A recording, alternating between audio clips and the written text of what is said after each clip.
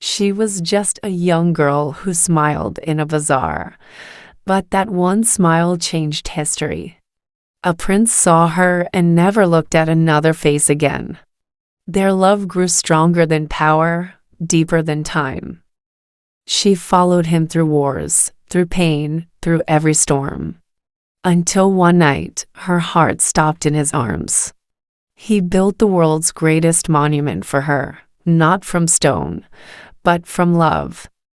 This is not just history, it's the story of Mumtaz Mahal, the queen whose love became eternal. Chapter 1: The Girl Who Stole a Prince's Heart. It was the year 1593 in the beautiful city of Agra. The streets were full of music, colors, and traders from faraway lands. In one grand house near the Yamuna River, a baby girl was born to a noble Persian family. Her father, Abdul Hasan Asaf Khan, was a trusted noble in the Mughal court, and her aunt was the famous Queen Nur Jahan. They named the little girl Arjumand Banu Begum. But no one knew this soft baby would grow up to become the heart of India's most beautiful love story. As a child, Arjumand was quiet, gentle, and full of dreams. She loved to draw flowers on the walls of her room and listen to her mother sing lullabies. Her eyes sparkled like stars, and her smile made people's hearts melt. She would feed birds in the garden every morning and play with her friends under the shade of mango trees. Her father often said, "This child has a royal soul." When she was 15, her family took her to the Royal Bazaar of Agra, a place full of perfume, jewels, and colorful fabrics. That day changed her life forever. A young prince named Prince Khurram, son of Emperor Jahangir, came riding through the market with his guards.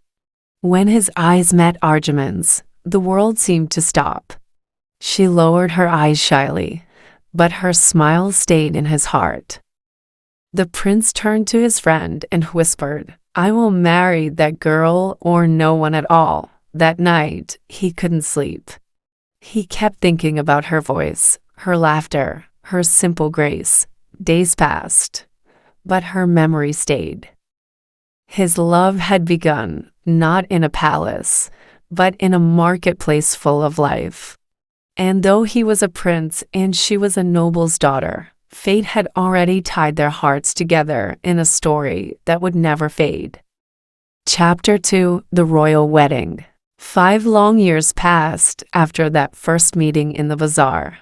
Prince Khurram never forgot the girl with the gentle eyes. He wrote poems about her beauty and prayed every night that he would marry her one day. Finally, in 1612, his wish came true. The emperor agreed, and the wedding was announced across the empire. The whole city of Agra filled with lights, music, and laughter. Drums echoed through the streets. The air smelled of roses and sandalwood. Poor people were giving gold coins and sweets. Even the river seemed to sparkle more brightly that night. When the prince saw Arjumand walking toward him in her wedding dress of red silk, his eyes filled with tears. She looked like a dream. After the ceremony, he gave her a new name, Mumtaz Mahal, meaning chosen one of the palace. But in his heart, she was more than a queen. She was his best friend and the keeper of his soul. Their marriage was not like other royal marriages made for power. Theirs was built on trust, laughter, and quiet moments. They would walk in the palace gardens at night, talking under the moon. He would read poetry to her, and she would smile softly, correcting his words. When he traveled to faraway lands for war, she went with him. She slept in tents, cared for wounded soldiers, and gave food to children who had lost their parents. Even as a queen, Mumtaz preferred a simple life. She wore white dresses, a single pearl around her neck, and helped the poor with her own hands. Palace servants said that when she entered a room, the whole place felt peaceful. The emperor listened to her advice before making big decisions. Every evening, she would sit by his side and listen to his dreams for India. He would say, "If love had a face, it would be yours." Together, they built not only an empire, but a bond that even time could not break. Their hearts beat as one, and their love became the center of the Mughal world. Chapter 3: The Queen Who Touched Every Heart. As years passed, Mumtaz Mahal became more than just a queen. She became the heart of the empire. Everyone who met her spoke of her kindness. She never raised her voice, never showed pride, and always remembered the poor. When hungry people came to the palace gates, she sent food for them herself. When young girls were forced into bad marriages, she secretly helped them with money and advice. Even the palace guards said her smile could heal a tired soul. Mumtaz and Shah Jahan had a large family, 14 children in total. But Mumtaz never complained. She looked after each one with love and patience. She taught her daughters to read, to write poetry, and to be kind to everyone. She told her sons, "Strength is nothing without mercy." Her words stayed in their hearts forever. The emperor, now known as Shah Jahan, grew more powerful each year. But no victory, no crown, no jewel could make him as happy as a single laugh from Mumtaz. When he sat on his golden throne, he always kept her close beside him. When foreign visitors came from Persia, Arabia, or Europe, he proudly introduced her, saying, "This is the light of my world." Mumtaz never used her power for herself, she used it for others. She helped widows, arranged marriages for orphans, and built shelters for travelers. Her gentle ways made people call her the Mother of Mercy. Even the emperor's ministers respected her wisdom. Many said that Shah Jahan's greatest strength came from her calm presence. At night, when the palace slept, the two of them would walk on the marble terraces under the stars. Shah Jahan would tell her about his dream to make India shine like paradise. Mumtaz would softly answer, "Then rule with love, my king, and your name will live forever." She didn't know then, those words would become a prophecy. Because soon, fate would test their love in a way no one could imagine. Chapter 4: The Final Journey of Mumtaz Mahal. It was the summer of 1631. The empire was at war again. Shah Jahan led his army to the Deccan region to face a rebellion. And as always, Mumtaz Mahal refused to stay behind. She had followed him on every campaign, living in tents, crossing rivers, and sleeping under the stars beside her king. She said softly, "Where you go, I go too." Even when pregnant with her 14th child, she chose to stay with him. Her love was her courage. The battlefield was dusty and hot. The sound of horses and drums filled the air. In the royal tent, Mumtaz's time came. The pain grew stronger, and the royal physicians hurried to her side. Shah Jahan waited outside, praying with shaking hands. Hours passed. Finally, a baby girl was born, their daughter, Gauhar. But something went wrong. Mumtaz grew weaker, her face pale like marble.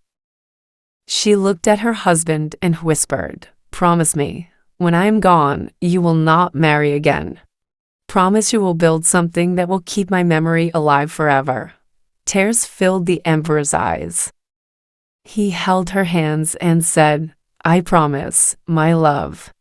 You will live as long as the stars do." Moments later, Mumtaz took her last breath. The tent fell silent. The queen who had once filled the empire with laughter was gone.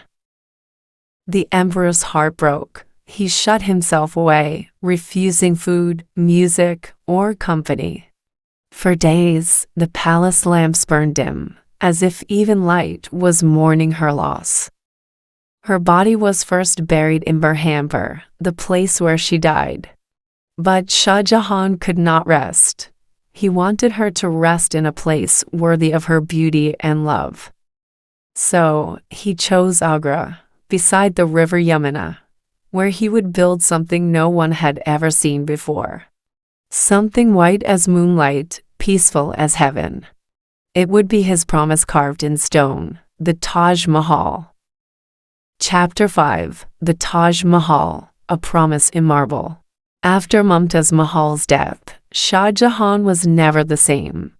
His hair turned white too soon, his smile disappeared, and his eyes always looked far away, as if searching for her shadow. But out of his deep sorrow, a dream was born, a dream to build a place where love would never die. He called the best architects from across the world, from Persia, Arabia, and India. The emperor said, "I want a tomb that looks like it has come down from heaven." It took 22 years to complete. 20,000 workers worked day and night under the sun and moon. The white marble came from Rajasthan, the precious stones from distant lands, jade from China, turquoise from Tibet, and sapphire from Sri Lanka. Every piece was carefully placed, every wall decorated with verses of love and prayers. The Yamuna River beside it carried the reflection of the grand monument, calm, silent, endless. Shah Jahan often stood there, watching it, whispering, "Now you live again, my queen." When the Taj Mahal was finished, it stood shining like a pearl under the morning sky. People who saw it said it looked as if the earth had opened to show paradise. Inside, Mumtaz Mahal rested, her name carved with grace. Her tomb was placed at the center, the heart of it all. The emperor ordered that no other queen would ever share that space. It was hers alone, forever. But fate is cruel. In his later years, Shah Jahan's own son, Aurangzeb, took away his throne and imprisoned him in the Agra fort. From his small window, Shah Jahan could see the Taj Mahal in the distance, the final gift he had built for his beloved. Each day he looked at it until his eyes grew weak. And when he died years later, his body was placed beside Mumtaz, the king and the queen together again, sleeping under the marble dome. Their love, carved in stone, became eternal. Chapter 6: The Legacy of Mumtaz Mahal, Love Beyond Time. When Shah Jahan took his last breath in 1666, the news spread across India like a soft, sad wind. His final wish was to rest beside his beloved Mumtaz Mahal, the woman who had been his heart, his strength, and his peace. The two were buried together, inside the Taj Mahal, in a quiet chamber under the Grand Dome. Even in death, they were side by side, the emperor who loved deeply and the queen whose love made history. Years passed, empires rose and fell, but the Taj Mahal stood still, glowing under the sun, shining under the moon, whispering their story to every visitor. Travelers came from faraway lands, from Persia, England, France, and beyond, and stood in silence before the white marble wonder. Many cried without knowing why. The place had something pure, something that spoke directly to the heart. It was love, carved into stone. In Agra, people told stories of Mumtaz's kindness. They said she never shouted, never turned away anyone who came to her for help. Even palace maids remembered how she smiled when greeting them. Mothers told their daughters, "Love like Mumtaz, with heart and truth." Her name became a symbol of beauty that never fades, of love that never dies. If this story of Mumtaz Mahal touched your heart, don't forget to like this video, share it with your friends, and subscribe to Glorious English for more beautiful stories told in simple English. Tell us in the comments, what does true love mean to you? Your one click helps us bring more inspiring stories from history to life. See you in the next story.